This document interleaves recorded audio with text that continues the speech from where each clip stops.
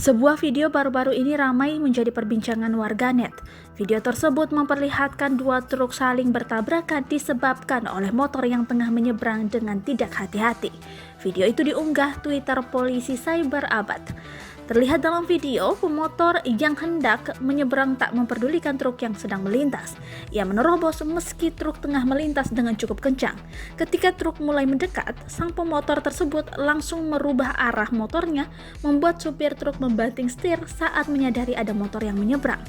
Sayangnya, truk yang banting setir tersebut berhadapan dengan truk lainnya yang melintas.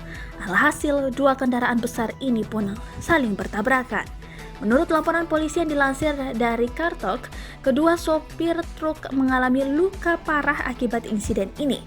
Keduanya kini tengah dirawat di rumah sakit untuk pemeriksaan lebih lanjut.